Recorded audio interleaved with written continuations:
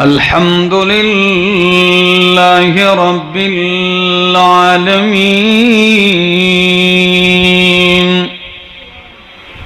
والعاقبة للمتقين والصلاة والسلام على أشرف الأنبياء وإمام المرسلين وعلى آله وأصحابه وأهل بيته أجمعين. أما بعد فأعوذ بالله من الشيطان الرجيم. بسم الله الرحمن الرحيم. يا أيها النبي إنا أرسلناك شاهدا ومبشرا ونذيرا وداعيا إلى الله بإذنه وسراجا منيرا. وقال تعالى وما أرسلناك إلا رحمة للعالمين. وقال تعالى لقد كان لكم في رسول الله أسوة حسنة.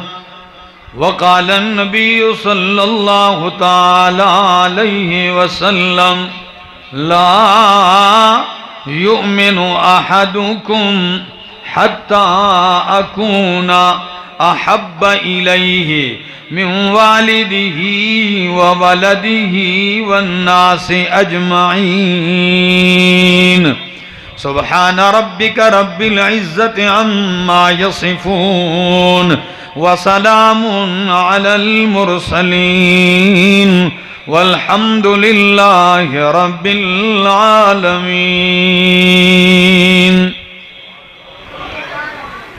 سر سے لے کر پاؤں تک تنویر ہی تنویر ہے.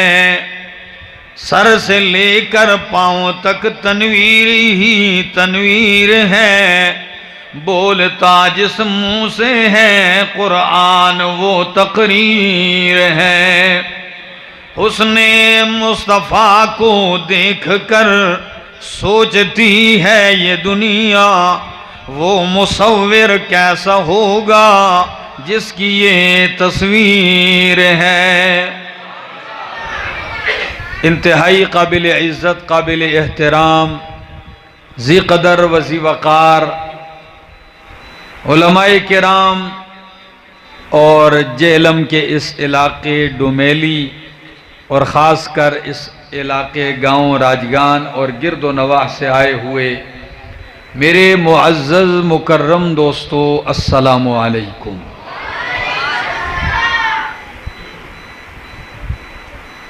میرے ذہن میں بہت سارے عنوانات ابھر کے آئے. جب تلاوتیں سنی تو ان سے آیات ذہن میں آئیں تو میں نے کہا ان آیات پہ بات کروں. جب چند لمحے قبل دیکھا کہ معصوم بچوں کے سر پر دستار بندی ہوئی، قرآن کریم انہوں نے سیکھا، تو دل میں خیال آیا کہ آج کی محفل میں قرآن کریم کی عظمتوں کو اجاگر کیا جائے. بہت سارے عنوانات ذہن میں آئے. کوشش کرتا ہوں کہ بیچوں بیچ اختصار کے ساتھ کچھ نچوڑ آپ کے سامنے عرض کروں. تاکہ اللہ کے قرآن کی عظمت بھی ہو، رسول اللہ صلی اللہ علیہ وسلم کی عظمت و رفعت بھی ہو، اور اللہ کی توحید بھی ہو۔ میں نے آپ حضرات کے سامنے سورہ احزاب آیت نمبر 45 تلاوت کی ہے۔ اللہ رب العزت اپنے پاک پیغمبر صلی اللہ علیہ وسلم سے خطاب فرماتے ہیں، اور اس خطاب کا انداز ذرا دیکھیے قرآن کیا کہتا ہے۔ فرمایا یا ایھا النبی انا ارسلناک شاہدا یا ایھا النبی، اے میرا پیغمبر، اے میرے محبوب پیغمبر، اے میرے نبی، انا ارسلناک شاہدا، بے شک ہم نے آپ کو شاہدن گواہ بنا کر بھیجا ہے۔ شاہدن کیا بنا کر بھیجا ہے؟ ڈومیلی والو، راجگان والو، زندگی کا کوئی بھروسہ نہیں ہے، پھر ملاقات ہو نہ ہو، آج کی ان گھڑیوں میں مجھے رب کا قرآن سنانے دیجئے اور دل کے برتن کو سیدھا کر لیجئے، تاکہ قرآن کی برسات سے کچھ موتی آپ کے دل میں گر جائیں، اور گروں کو جائیں تو اپنے سینے اور اپنے دل کے دامن میں کچھ سمیٹ کے جائیں۔ تو فرمایا ایھا النبی انا ارسلناک شاہدا، بے شک ہم نے آپ کو گواہ بنا کر بھیجا ہے۔ اچھا، دوسری صفت ومبشرا، اور ہم نے آپ کو بشارت دینے والا بنا کر بھیجا ہے، وَنَذِيرًا، اور ہم نے آپ کو ڈر سنانے والا بنا کر بھیجا ہے، وَدَاعِيًا إِلَى اللَّهِ، اور ہم نے آپ کو اللہ کی طرف دعوت دینے والا بنا کر بھیجا ہے، بِإِذْنِهِ، اس کی اجازت اور اس کے حکم سے، وَسِرَاجًا مُنِيرًا، اور ہم نے آپ کو روشن چراغ بنایا ہے۔ اب ذرا ایک ایک صفت کو میں ذکر کرتا جاتا ہوں، آپ ذرا غور سے سنتے جائیے۔ پہلی بات، انا ارسلناک شاہدا، بے شک ہم نے آپ کو گواہ بنا کر بھیجا ہے۔ تو ڈومیلی والو، گواہ کی ضرورت کب پڑتی ہے؟ جب مقدمہ لگا ہو عدالت میں، جب کیس لگا ہو پنچایت میں، جرگے میں، جب کوئی بندہ دعویٰ کرتا ہے تو اپنے دعوے پر شاہد گواہ پیش کرتا ہے، ایسا ہے کہ نہیں؟ اور جب گواہ گواہیاں دے چکیں، عدالت میں شہادتیں ہو جائیں، تو شہادتوں کے بعد پھر فیصلہ سنایا جاتا ہے، ایسا ہے؟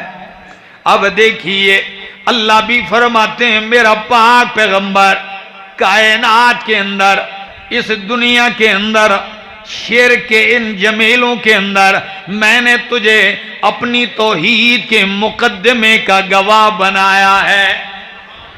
اِنَّا ارسلناک شاہدا، میرا پاک پیغمبر، وجہ یہ ہے تیرے آنے سے پہلے، تیری آمد سے پہلے، تیری بعثت سے پہلے گھر میرا ہے، غیروں سے بھرا ہوا ہے، گھر میرا ہے، لات منات اور عزا اور حبل رکھے ہوئے ہیں، صفا و مروہ پہ نائلہ و اصاف نامی بت رکھے ہوئے ہیں، ہر آدمی کھڑا ہے، کوئی لات کی گواہیاں دے رہا ہے، کوئی منات و عزا و حبل کی گواہیاں دے رہا ہے، ہر طرف گواہیاں ہیں، غیروں کی گواہیاں دی جا رہی ہیں۔ میرا پاک پیغمبر، میں نے شرک اس گھڑ میں آپ کو اپنی توحید کا گواہ بنایا ہے.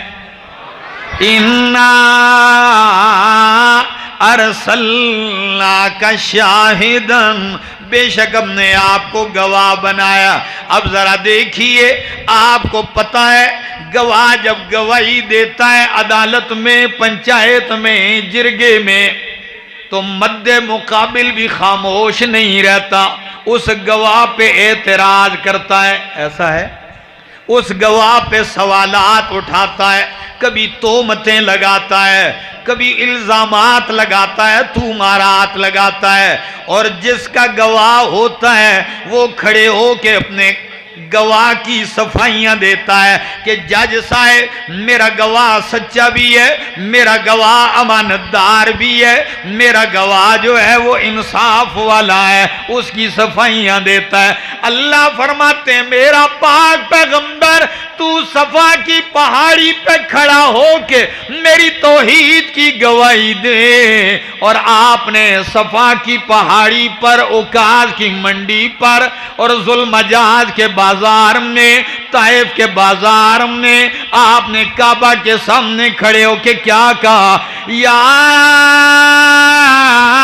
ایھا الناس قولوا لا الہ الا اللہ تفلحوا. آپ نے کھڑے ہو کے کہا میں گواہی دیتا ہوں لا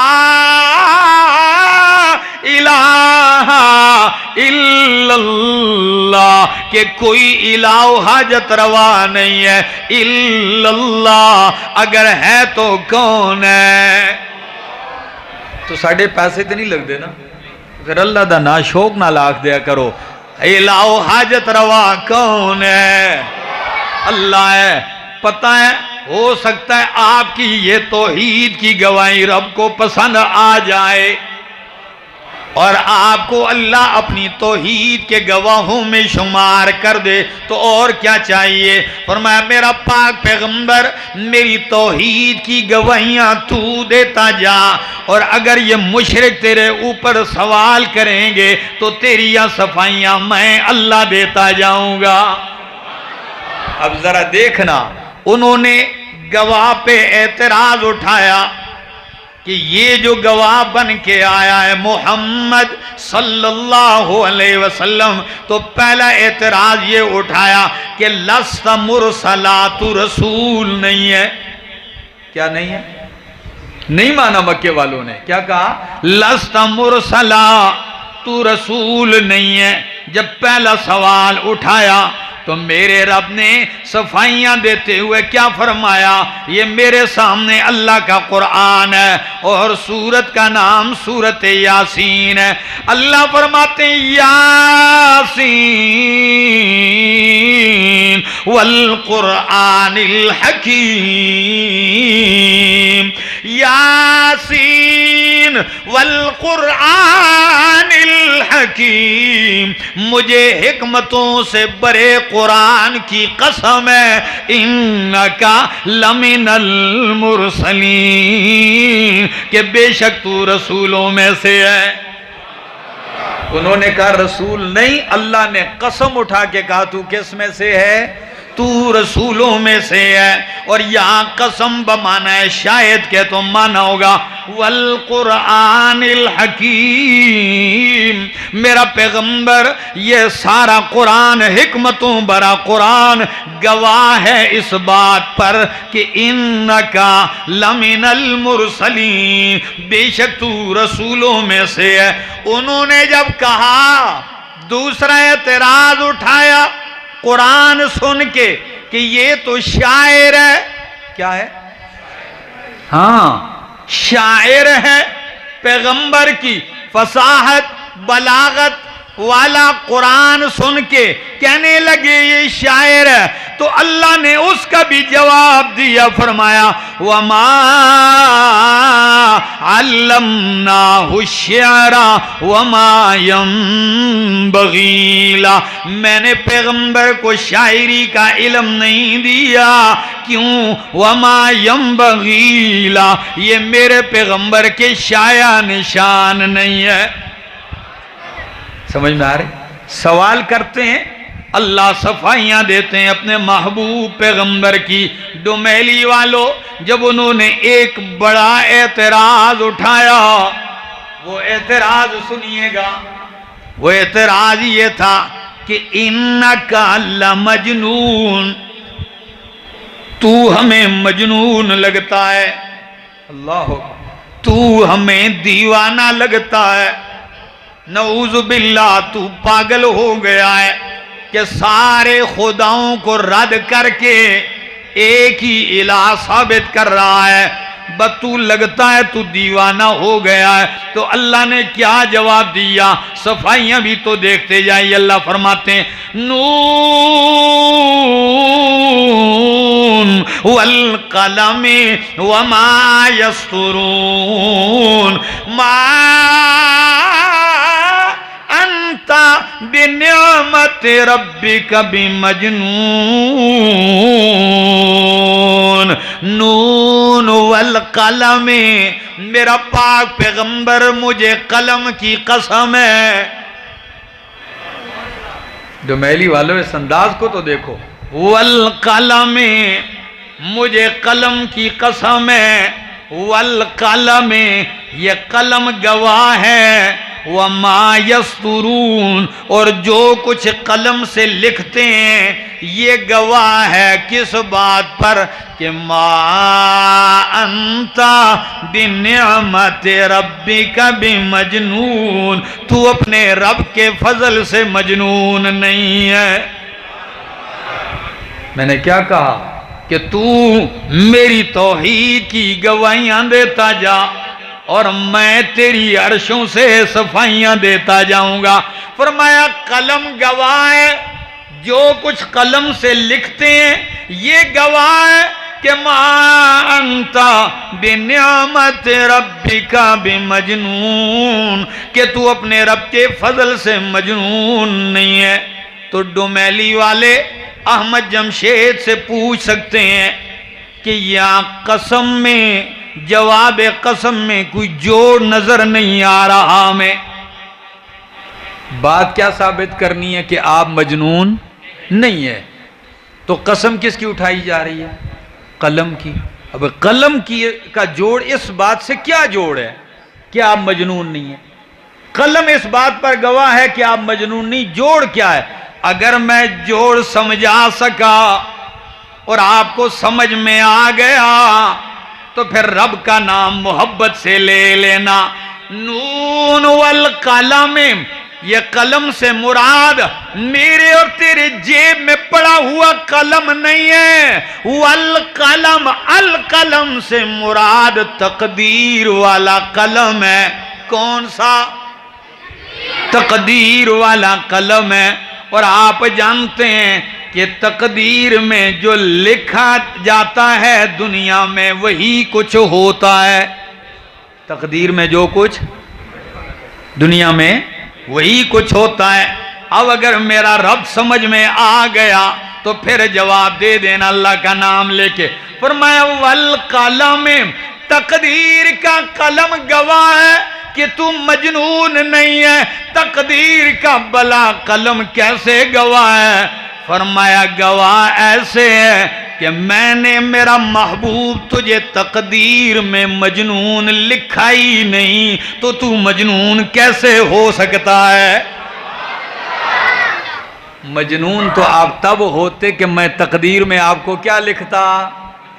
مجنون میں نے تقدیر میں تجھے لکھا نہیں، تو ان کے کہنے سے بلا تو مجنون کیسے ہو سکتا ہے؟ ہاں مجنون تیرے قدموں میں آتے ہیں تو کائنات کے سیانے بن جاتے ہیں، مجنون تیرے دامن میں آتے ہیں وہ کائنات کے امام اور مقتدا بن جاتے ہیں۔ ذرا دیکھیے صحیح مسلم کے الفاظ پڑھنے لگا ہوں۔ یہ مکے والے جب انسان مخالفت پہ آتا ہے نا تو پھر ساری حدیں کراس کرتے ہیں۔ تو اب ان حدود اور قیود کو ذرا دیکھیے۔ پورے مکے میں چرچا دائیں بائیں کہ جی مکے میں ایک شخصیت ہے وہ مجنون ہو گئے ہیں، بس ہمارے خداؤں کو بھی برا بلا کہتے ہیں، بس دماغ کام چھوڑ گیا۔ نعوذ باللہ، زماد کو بلایا گیا. کیا نام تھا اس بندے کا؟ زماد. تو زماد کو بلایا گیا اور کہا گیا کہ ہمارا نوجوان مجنون ہو گیا ہے، تو اس پہ کوئی منتر دم کر دے تاکہ ان کا جنون ٹھیک ہو جائے. اللہ اکبر. زماد آ گیا، میٹنگ جاری ہے مشرکین مکہ سے، کھڑے ہیں دری اسنا امام الانبیاء محمد الرسول اللہ صلی اللہ علیہ وسلم تشریف لاتے ہیں.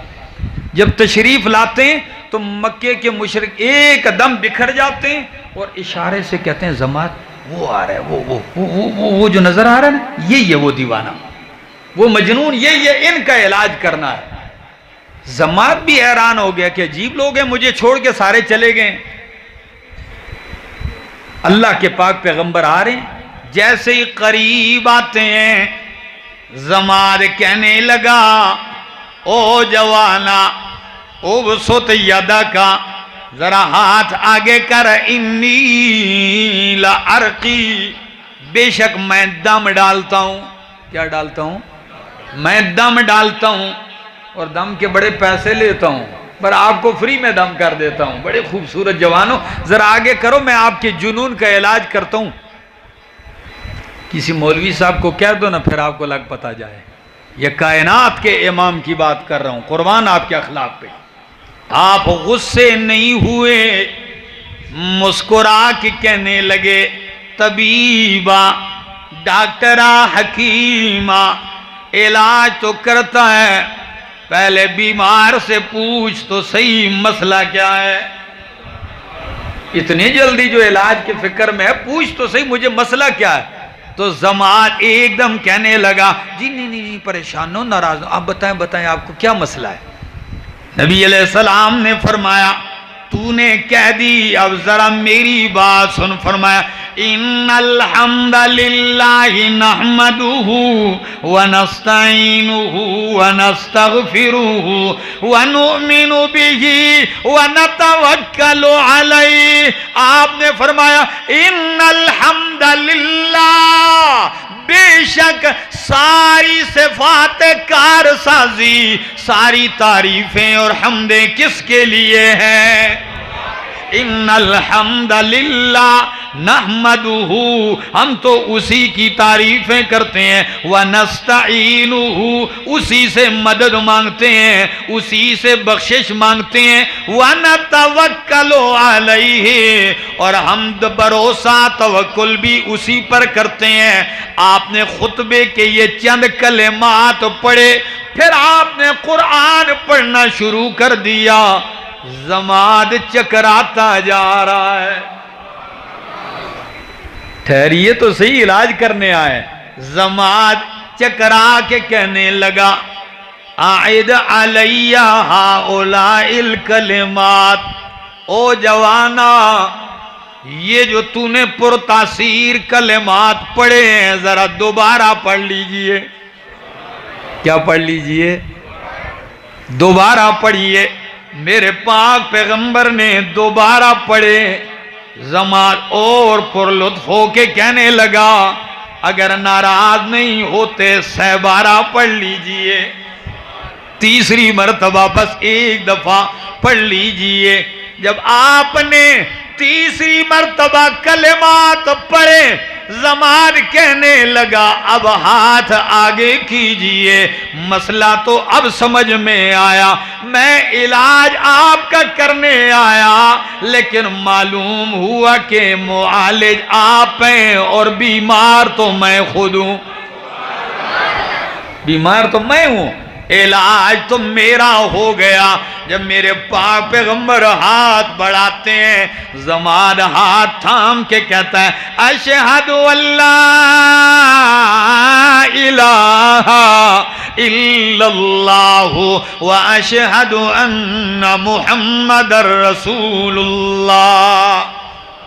تو پھر میں کیوں نہ کہوں کتاب خدا میں یہ تاثیر دیکھی، کتاب خدا میں یہ تاثیر دیکھی، بدلتی ہزاروں کی تقدیر دیکھی۔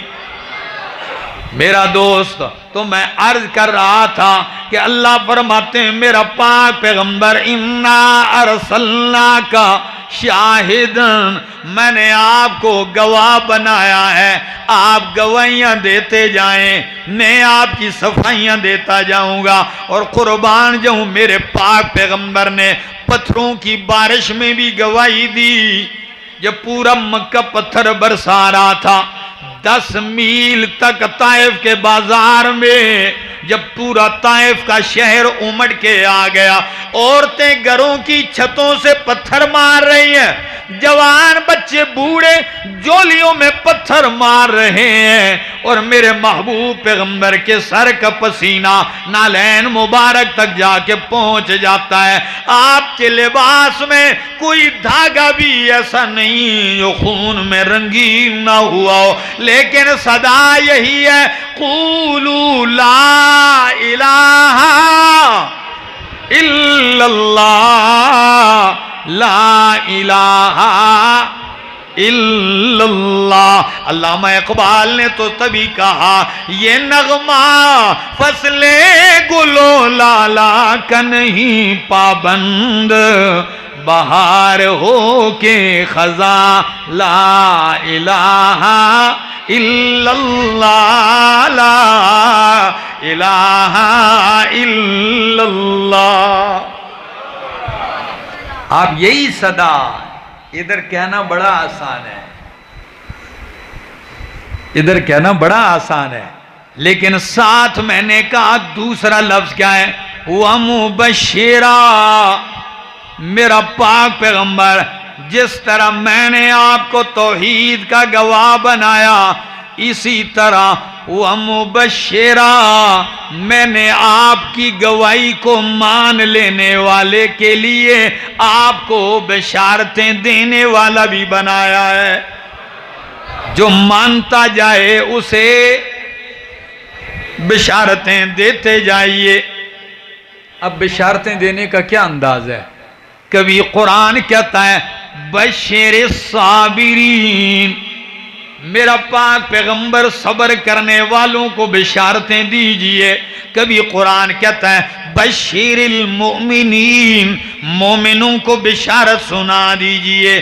اور کبھی آپ کی بشارتوں کا انداز یوں ہوتا ہے کہ ایک ہی محفل میں آپ کہتے ہیں ابو بکر فی الجنہ، عمر فی الجنہ، عثمان فی الجنہ، علی فی الجنہ، سعد فی الجنہ، سعید فی الجنہ، زبیر فی الجنہ، طلحہ فی الجنہ، زبیر فی الجنہ، عبد الرحمن ابن عوف فی الجنہ، ابو عبیدہ بن الجراح فی الجنہ۔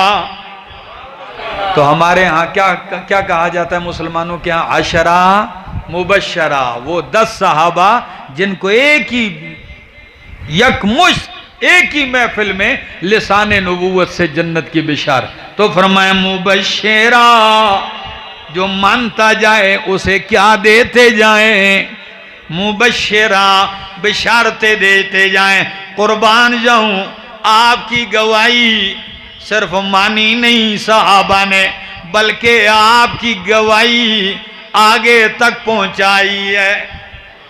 ذرا دیکھیے ایک مثال، حضرت خبیب رضی اللہ تعالیٰ عنہ جب قید ہوتے ہیں اور مکے کے مشرک انہیں جب ان کو کافر گرفتار کر کے پھانسی دینے کے لیے میدان میں لاتے ہیں، کئی دن قید کاٹنے کے بعد آج بیڑیاں پہنی ہوئی ہیں، پاؤں میں بیڑیاں، ہاتھوں میں ہتھکڑیاں، زنجیریاں پڑی ہوئی ہیں، آپ کو میدان میں لایا جا رہا ہے، اور میدان میں تختہ لگایا ہوا ہے، تختہ دار، جس پہ آپ کو پھانسی دی جا رہی ہے، پورا گراؤنڈ بھرا ہے۔ کیا مرد کیا عورتیں یہ نظارہ دیکھنے کے لیے کہ آج محمد عربی کا غلام تابعدار اور آپ کا مطیع اور فرما بردار کو آج پھانسی دی جا رہی ہے. جب لایا جائے کوئی پتھر مار رہا ہے، کوئی ڈھیلا مار رہا ہے، آپ ان پتھروں کی برسات میں آتے ہیں، جو ہی تختہ دار پہ چڑھتے ہیں، اللہ، تو پوچھنے والے کیا کہتے ہیں؟ کوئی آخری فرمائش؟ کیا کوئی فرمائش؟ کوئی آخری ارمان؟ کہنے لگے بس زیادہ نہیں سے 2 رکعت پڑھنی دیجئے. تختہ دار پہ 2 رکعتیں پڑھنے کی اجازت ہے؟ انہوں نے کہا پڑھ لو. آپ کھڑے ہوتے ہیں، جب 2 رکعتیں پڑھ کے سلام پھیرتے ہیں تو پتہ کہتے ہیں سجدے بہت کیے، لیکن آج جو مزہ سجدے کے آیا، دل نہیں چاہ رہا تھا کہ سر سجدے سے اٹھاؤں، لیکن جلدی سر اس لیے اٹھایا ہے کہ کوئی یہ نہ کہہ دے محمد عربی کا غلام موت سے ڈر گیا ہے، اس لیے جلدی سر اٹھا لیا. پتہ ہے کہنے والوں نے کہا ایک آخری گزارش ہے، جان چھوٹ جائے گی. کہا کیا؟ کہا بس اتنا کہہ دیں کہ کاش آج میری جگہ میرے پیغمبر ہوتے اور میں اپنے گھر میں آرام سے ہوتا.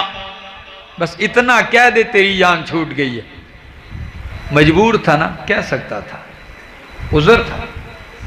پتہ ہے جان ہر آدمی کو پیاری ہے، مال اولاد جائیداد زندگی ہر آدمی کو پیاری ہے، لیکن کیا کہتا ہے میرے پاک پیغمبر کا سچا غلام؟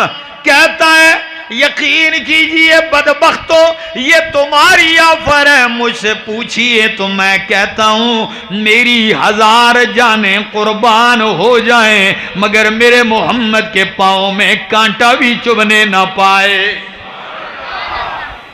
اللہ اکبر. بس آپ پھندے پہ چڑھتے ہیں اور پھندے پہ ادھر منبر پہ تقریریں بڑی آسان ہے، لیکن خبیب پھندا اپنے گلے میں ڈال کے پتہ ہے شعر پڑھتے ہیں. کیا کہتے ہیں؟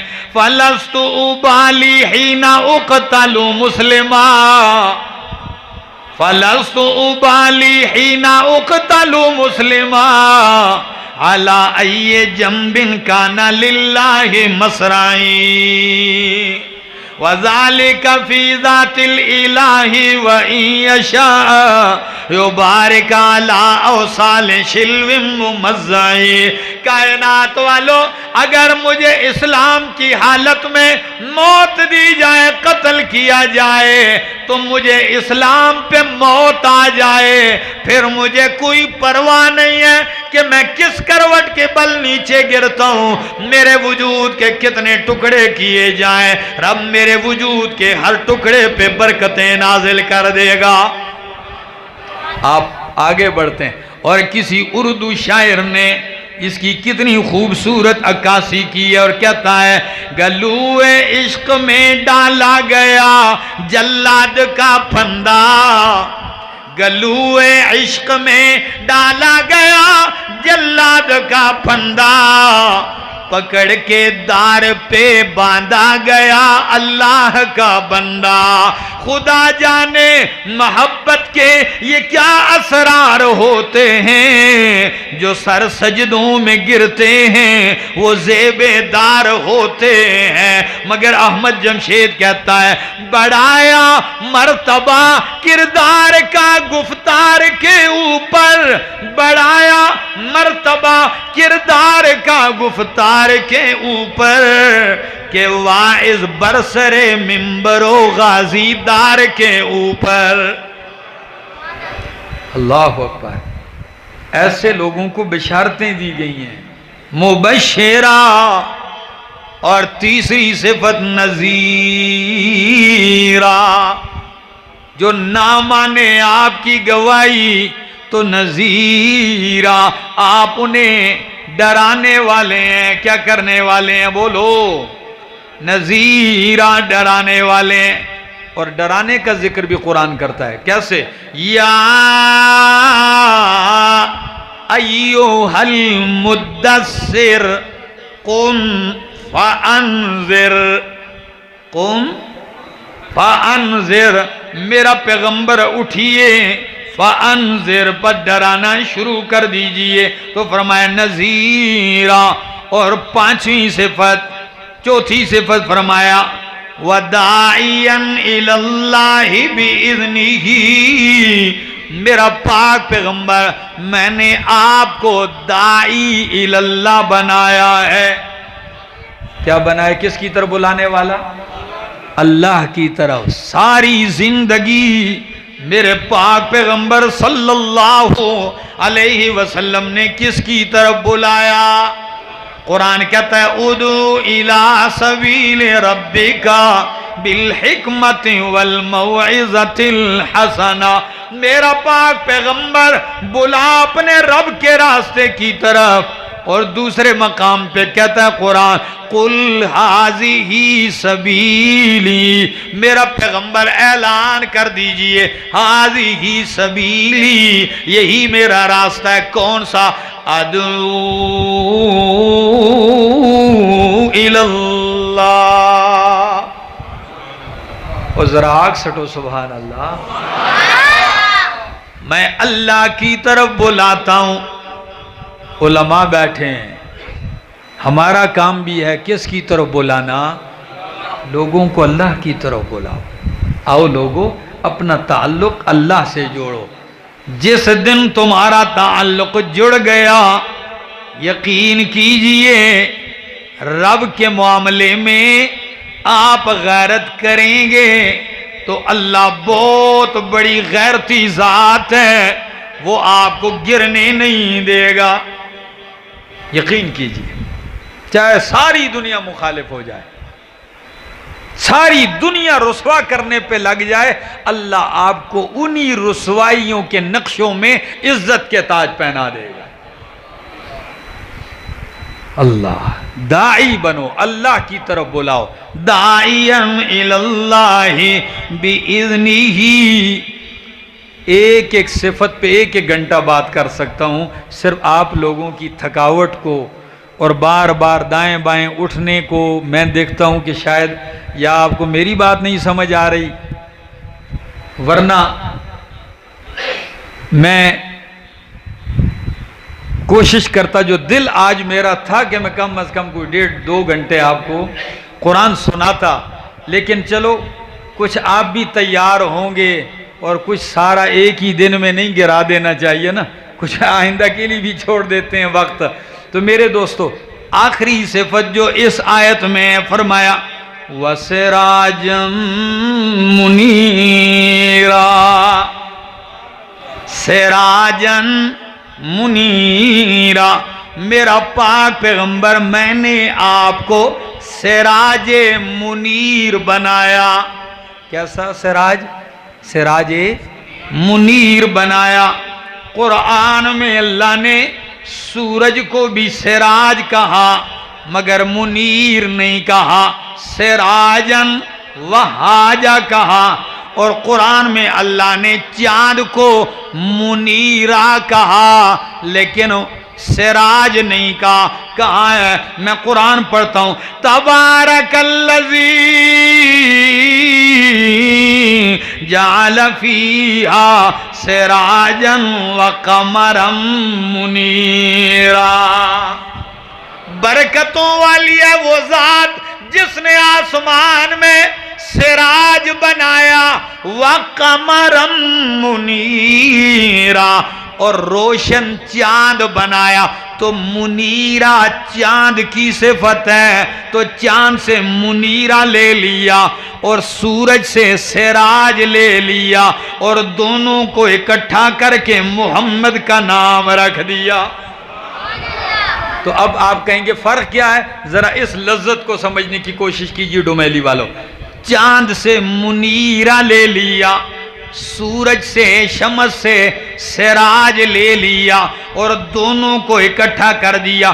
سورج سراج ہے، منیرہ نہیں کہا، چاند منیرہ ہے، سراج نہیں ہے، اور پیغمبر سراج بھی ہے منیر بھی ہے، تو مانا کرو تو اس ڈومیلی والوں اللہ بتلانا چاہتے ہیں کہ اتنی روشنی سورج اور چاند دونوں سے نہیں پھیلی کہ جتنی توحید کی روشنی اکیلے میرے محمد سے پھیلی ہے۔ سراجم منیرا، میں نے آپ کو سراج منیر بنایا۔ زندگی نے وفا کی، پھر ملیں گے۔